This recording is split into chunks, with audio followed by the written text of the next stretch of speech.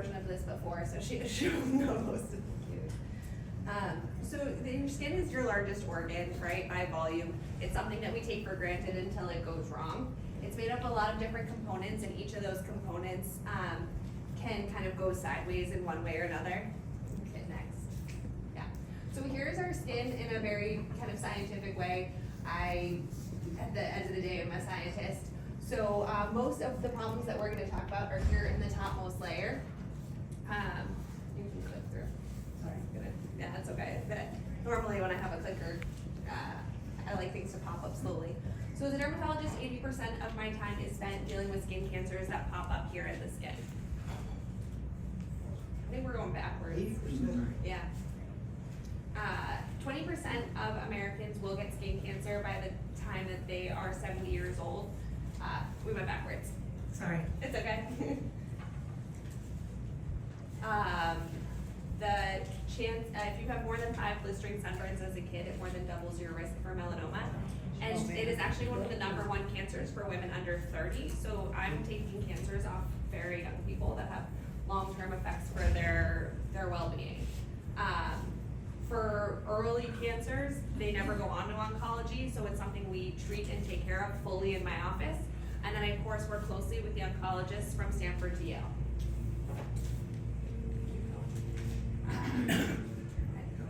So why do we talk so much about sun and skin cancer? And that's because over time, UV causes these micro damages in DNA strands. The most common skin cancers we see are basals and squamous, which are much less lethal than melanoma, thank goodness. And if anybody liked biology in high school, here's a big throwback. DNA is written in an alphabet with 4 letters, and UV radiation from the sun causes thymidine dimer. So 2 T's, instead of bonding across like they're supposed to, bind to each other. They do have DNA repair mechanisms that over time will fix those changes, but no editor is perfect, and those mutations start to pile up on each other, one over another, and that's when skin cancers tend to present a little bit later from sun damage we got when we were 20 and, you know, living a wild and crazy life. Sunscreen works by decreasing the amount of time it takes for UV to penetrate and reach your DNA. So the number tells you how long it would take for you to redden. It's not an exact perfect science, but we do know that SPF 30 blocks 97% of UVB rays. Until about 15 years ago, the FDA only regulated a sunscreen through SPF of 50, so everyone said anything more than that didn't matter. The pharmaceutical industry went forward and pushed the FDA, and now we do regulate through SPF 100, so that's not entirely true. But you can imagine you have a law of diminishing returns on a scale when you think about you've already blocked 97% at 30, so you do have less benefit for numbers over that, but they are real. We break sunscreens down into 2 groups, chemical and mineral. I feel like there's a lot of bad press right now for sunscreen. I get asked more than once a week if sunscreen isn't worse than the sun itself. Chemical sunscreens absorb UV and disperse it to save your DNA. Mineral sunscreens reflect, and those are titanium and zinc. So at the end of the day, is sunscreen dangerous? And I could have thought about doing a whole talk on every myth about sunscreen and why they're not right, but I felt like that would have bred more like less clarity on the subject. There's no evidence that sunscreens cause skin cancer in any way, shape, or form. That's just factually inaccurate. UV damage does cause skin cancer, and again, we're talking 1 in 5 Americans, so not a small number of people. And studies prove that sunscreen use actually prove prospectively that they reduce risks for skin cancer, including melanoma. So for me, the bottom line is clear, is that sun protection is an important way to prevent skin cancer. When people have concerns about the chemical or inorganic chemical sunscreens like avobenzone and oxybenzone, then I say fine, use mineral, right? I don't have to convince you that those are good or safe to use. There are studies that show it can absorb into the bloodstream. We put a lot of things on our skin, including shampoos and dish soap, and we don't seem to have concerns about that being absorbed. But nevertheless, if we have concerns, mineral sunscreen's very safe. I just have a quick question. I have a 4-month-old granddaughter, some of you may know. Almost 5 months, and we were away at Martha's Vineyard, and my daughter said that she was told by the pediatrician not to use a No sunscreen. sunscreen. No sunscreen before 6 months comes largely from the fact that when we're born, our sweat glands aren't fully developed. Babies shouldn't be out in the sun Yeah. because they can't sweat and they will their body surface area to volume ratio is different, so they will sweat and overheat before an adult does, and then you add on the not working sweat glands, and it's just a dangerous situation. So it's almost giving parents permission to put them on the beach at like 2 weeks old, which is not good. So at that 4 or 5 month old, if you're gonna be on the beach, mineral sunscreen on the exposed bits. They make UPF covers for all the baby carriers. Yeah, some sunscreen at that point when they're right about at that age is good, but remembering that they're still gonna overheat more easily than an adult or even a toddler. Thanks. Yeah. So sunscreen, as we mentioned, the two big categories. It needs to be reapplied every 2 hours. It doesn't have a whole lot of longevity. You need 1.5 ounces or a shot glass, because that's a pretty good visual cue. That's a lot of sunscreen. So most people aren't using the right amount of sunscreen. And broad spectrum sunscreens are important. What does broad spectrum mean? It means it blocks UVA, which is one part of the UV system, and UVB. UVB is what causes most of our cancers. UVA drives a lot more wrinkles and brown spots. UVA does penetrate glass, so when you're driving a car or sitting by a window, that UVA, unless the glass is specifically treated, is allowing the UV through. But the UVB is the more, UVB is more dangerous. carcinogenic. and that doesn't go through Glass. glass. Does it go through glasses? No, UVA. Okay, Wait, which one's more carcinogenic? UVB. B, okay, thanks. that's Uh, higher energy, right? Is it, Yeah. so there's spray Yeah. sunscreen versus liquid lotion? sunscreen. I'll take any sunscreen I can get. Beggars can't be choosers. I like a lotion always as a first layer and a spray later. And the powders really don't cut it for me. Similarly, the sticks require 3 applications. So if you're gonna take a stick sunscreen, it's 1, 2, 3 for full coverage, which most people aren't doing. Yeah. Any sunscreen's better than no sunscreen, so I don't say this to be discouraging, but when people come in with brown spots and yeah, I say it's sun, and they say, but I wear sunscreen, rarely, myself included, is it enough? Yeah. So the UV index, when people say, but I don't need sunscreen if, or it feels cold, or I got burned on a cloudy day. We can be very scientific about it now, and everyone carries a computer in their pocket. In the weather app on most smartphones is a UV index at the bottom. More than temperature, more than winds, more than cloud cover, it will tell you how likely you are to burn. Everybody in this room is gonna burn on a UV index of 3 or higher for in not a significant amount of time. 15 minutes is all it takes. And that's also the question about, well, how much sun do I need for vitamin D? Yeah. There's no clear answer to that. Is that in July or is that in December? Is it just your face or your arms? It's hard to be totally scientific about it. There are studies that show that being outside are good, and I think that's due to a lot of reasons. You're outside, you're exercising, you're partaking in something you like to do. I'm not trying to make people indoor animals, right? Like, we should be outside, we should be hiking and playing tennis and living our best life. It's just about taking safe steps to avoid skin cancer, because that's what I spend my whole day doing. And I had a mentor say to me once, if I told you you could get vitamin C from sucking on a cigarette, would you view that as a great exchange? And that's kind of how I feel about vitamin D. I think all of us are not careful enough with sunscreen, again, myself included, so we're getting some vitamin D in this time of year. Vitamin D does not stay stored in the body for a long time, so even if you're getting it now, it's not there in January. We live in somewhere really cold, and you're not gonna leave enough skin exposed in January to get enough vitamin D naturally, so at least part of the year you're supplementing it anyway. So I wouldn't make getting vitamin D from the sun your #1 goal, but that's my reasoning, and you can take that for what you will. If the UV index is under 2, it truly is safe to be outside for a while without sunscreen. We were at the Waveney pool on Tuesday night. It was 6 o'clock, the UV index was 0. My husband was like, aren't you gonna make me put sunscreen on the kids? And I was like, the science says no, right? he was shocked.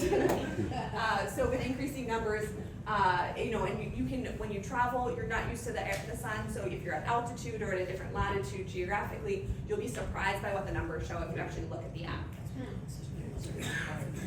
And then I'll briefly talk about the 3 most common kinds of skin cancer that we see and treat in the office. Melanoma is the skin cancer that's the most deadly of the 3. It comes from melanocytes, which are the cells that make your skin color. 1 in every 10 cell in that basal layer of the skin is a color-making cell, and then they deliver the color to all the other cells. The melanin you make is yours. People with red hair have a mutation. They cannot make any pink, brown melanin, And so that's why they're at so much higher risk than somebody who's they tend to be brown or black, almost without exception. Statistically, men is the most commonly found on the back, and women is found on the legs. And there's an extremely strong genetic predisposition for melanoma, unlike the other skin cancers. So if you have a first-degree family member who's ever been diagnosed with a melanoma, the national cancer guidelines are that you get skin checks every year. The American Academy of Dermatology made this nifty little ABCDE of melanoma to try to tell the public about what to be looking for in moles. Most melanoma does not come from a pre-existing mole that you have on your body that you remember having since you were 5. It usually arises de novo, brand new, in the background of other moles. We talk about the A or asymmetry, not looking the same side to side, irregular borders, multiple shades of brown or pink in it, bigger than a pencil eraser, which is 6 millimeters, or E for evolving, changing. Your moles shouldn't change. These are 2 melanomas I have diagnosed in the last month here in New Canaan, and they aren't as awful as those pictures. Those would be easy to see, but they have irregular borders. This one is closer to 8 millimeters, the first one, and this one's starting to make a little spike. These were both invasive melanomas. Yeah. So they're bad. Basal cells are the most common skin cancer, very common. These are directly related to the amount of sun you get. Very much less genetic, so if you are careful, if your mom had melanoma, had basal cells, it doesn't mean you're gonna have basal cells because they're directly related to the amount of sun you get. This is a pathology slide. Shout out to Dr. Alessio, who knows far more about this than I do. And the bottom layer of cells there are basaloid cells, and so that's where they come from. They tend to occur in areas where you've had the most sun damage over time, and they're not aggressive cancers. I tell people that they're much closer to a wart than they are a melanoma. If we cut them out, they're very slow growers, and they're not something we really need to worry about. Squames are somewhere kind of in an in-between category. 5% of all squames can spread or metastasize to local lymph nodes. Definitely, there's some features about those that make it more or less likely to happen, how long it's been there, where on your body they're happening. They come from the further up portion of the cells in the skin. And again, similarly, they're driven a lot more by how much sun you've gotten over time and a little bit less by genetics. Can any of those turn into melanomas? No. Okay. So protecting yourself from skin cancer, we've talked about what sunscreen does and how we all need to optimize using it, but really I find the other things more helpful, so we'll talk about some of them in a little bit more depth. UPF clothing is really helpful, and I have some more information on that. Polarized sunglasses help protect the skin around your eyes from, you're not putting sunscreen on your eyelids, your eyes would tear up. And actually your eyes themselves, you can get melanoma in your uvea, and so protecting your eyes from the amount of UV damage that way helps protect against uveal melanoma and cataracts. Seeking shade is not the be-all end-all though, because you can still get burned. Shade is an SPF of between 10 and 15. If you're near sand or water or anything that reflects, you're still getting UV coming back up at you. And the peak index of the day is usually between 11 and 2. So just using those general guidelines. All those very hot climates tend to have a siesta. They are avoiding that sun for a reason. Tanning beds are worse than any sun you can get from the outside, and they are making a comeback. So I just would share that it's not the same. There's no good base you can get. It's not smart to go to tanning beds before you go somewhere tropical. And being proactive about skin cancer screenings is really helpful. Usually I find cancers people don't know they have. UPF clothing is clothing that is specifically labeled that is blocking UV radiation. Not all clothing does. Tightly woven synthetic fibers will in general, but there are certain clothes that come with that demarcation, and I think that's helpful. Cotton fabrics are UPF of 5 to 7, so you can be getting damage even if you think you're all covered up. And this is something I like a lot. It's a plant extract. This is the polypodium fern that it comes from. It has photoprotective and antioxidant properties. It's been used in natural medicine for a long time. There are many reputable brands of it. HelioCare, Inner Glow, which is chewable, and Isden are the 3 I recommend most commonly. And it's not an oral sunscreen, but it acts the closest to an oral sunscreen. Almost every dermatologist I know takes this if they're going to be out for the day or somewhere tropical where the UV index is higher to help diminish burning and reactive oxygen species. It's a pill I take. I never heard of that. Can you go back? Can you go back? But let's listen. So it helps decrease scientifically the reactive oxygen species that are created when UV damage hits your skin. Do you have to take that all the time, or? When you're gonna be in the sun. I Are don't they think in the it's January. pharmacy or do you have to go to a health? I'm sure some pharmacies carry it, but but conflict of interest is I sell these in one in my office, and so Okay. I use that one wholesale. It's also the tiniest pill. Heliocare is great, but it's a bigger pill. The Interglow's lovely, it's chewable, it's studied down to 3 years old. So you have that in your office that is. It's in one. So that's my, fact about international medicine. If you have melanoma, Amazon. does it appear where the sun burned you, or could it be elsewhere on your body? So most melanoma, men is the back, women is the legs. They seem to occur in areas with few bad burns versus non-melanoma skin cancers, which tend to happen in areas where we get chronic sun over time. So yes, there's a component of sunburns that are driving DNA mutations in those spots, but there's also a genetic predisposition. People who have more than 100 moles, people with immune suppressant, people with family history, people with red hair, there's certain people who are more likely to get a melanoma than anyone else.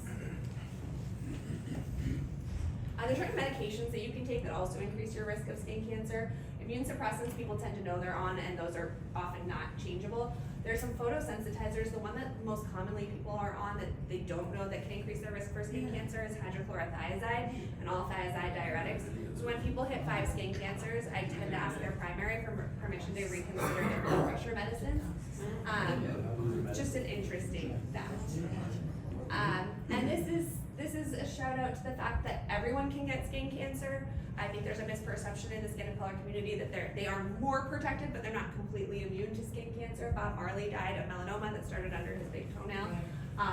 These are a pigmented basal cell, April lentiginous melanoma here under the toe, and another pigmented basal cell on the nose. So UV over time will cause skin cancer. No matter how much sunscreen you have, no matter how much melanin you have, the sun is stronger. Skin checks, I think people who might not have seen a dermatologist or are looking for something, not sure what is gonna be involved. I keep telling everybody it's the easiest, proactive thing you can do. Colonoscopies are much more involved. We use this little light called a dermatoscope, which is a magnifier with 2 types of light, polarized and non-polarized light, where we look at the pigment networks and the blood vessel patterns of lesions, which I have a particular hobby in studying and have competed in because I have no hobbies. I've competed in dermoscopy competitions, so I think it's very interesting. And we look head to toe.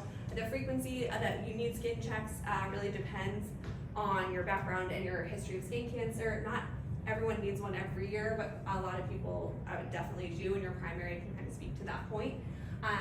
We are not there yet at using AI in dermatology, but I'm sure we will be in my lifetime. My husband's in ICU and they're already using AI protocols to help streamline patients with rapid issues like pulmonary emboli. Soon we will be taking dermatoscopic photos, I'm sure, and putting them into AI to help support our decision to biopsy or not biopsy a lesion. But I think some people are underwhelmed when I don't put them in my magical booth and scan them with a computer eye, but it's just not there yet in technology. And I look forward to it being there, but it's not. There are a lot of different ways to treat skin cancer. I think sometimes people don't come in because they're so afraid that something bad's gonna happen. We do use Mohs surgery, which I'll talk about because that term's used a lot, but some things are as easy as what's called a scrape and burn or AD&C, which takes 7 minutes in the office and doesn't require any stitches. Sometimes they use a chemo cream, which is really nice, and there's no cutting at all involved. Some things are an excision, a 15-minute little appointment with some stitches, you're in and out, none of the local numbing. And we can use radiation in some cases. Some people are just really done having any sort of surgery, and we work closely with Norwalk Hospital. They have a great radiation oncologist. Mohs surgery is not an acronym. It is named after Fred Mohs, this gentleman who developed the skin sparing surgery with real-time slide evaluation that allows non-melanoma only skin cancers to be evaluated with very narrow margins. So it takes a little bit of time because while you wait, the surgeon goes and makes frozen slides that they look at during the procedure so that when they actually put the stitches in, you know that you've gotten all the margins, and then you don't have to worry that you're gonna call and say, actually it's a positive margin, you need to come back, we need to open you again. So that's amazing, and it allows you to take narrower margins when we're talking about a lot of these skin cancers happening on the What is ears, a the margin? nose, the face.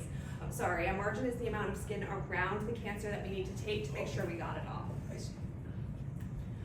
So in a traditional surgery, to your point about margins, is, and this is probably more science than anybody thought they would get today, we cut out whatever's bad, and this is true for everything, not just skin things, and we take this piece and we bread loaf it where we make pieces, and you can see in this slightly blurry picture that it's possible that something could be missed in a bread loaf section if it falls between the cuts, because there's no way to evaluate 360 degrees of that margin. What Mohs surgery does is the specimen is prepared in 4 pieces and then examined on fast. So you're looking at 360 degrees in the margin, and you can't have like a little island of badness kind of slip through between the slices. This is what the frozen section looks like, and you can see these, well, you take my word for it, that these purple blue cells are the basal cell, and that you have a whole bunch of other normal tissue, and if this was the last slide, you can see that this margin is uninvolved, so you would say that this is okay, and the surgeon could close and you would know that you're good, done. So Teresa, that's like very comfortable reading that, right? Yeah. There are other rarer skin cancers. Those 3 don't make up all of what I do. You can get lymphoma in the skin, weird microcystic adnexal tumors, Merkel's, which kind of got their heyday when unfortunately Jimmy Buffett died of his Merkel cell. Merkel cells have a 40% chance of having lymph node involvement when they're diagnosed, so they're very aggressive. Sebaceous carcinomas, dermatofibromas, sarcoma protuberans, DFSPs, and others. So I spend a lot of my day thinking about and taking care of skin cancer, and I am happy to answer any questions, because I was told I had to be strictly on time, which I did with 5 minutes for questions.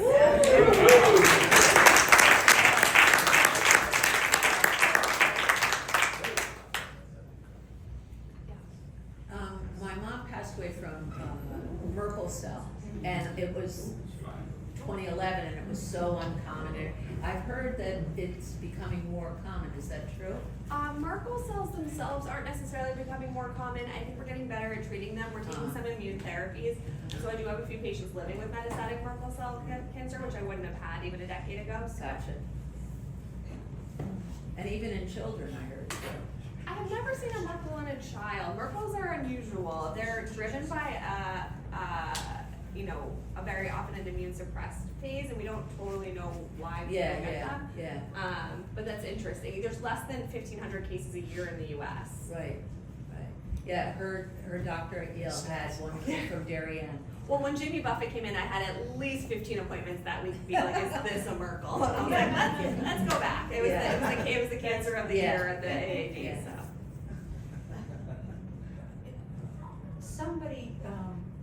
Somebody had said that once you detect melanoma, if it's not treated within 6 months, it's lethal. Is that true? It can be. Gram for gram, melanoma is one of the deadliest cancers of all cancer, not just skin. It's a very aggressive phase. There are, subtypes within that. Sometimes, like lentigo malignant, we think may actually never probably go on and hurt anybody.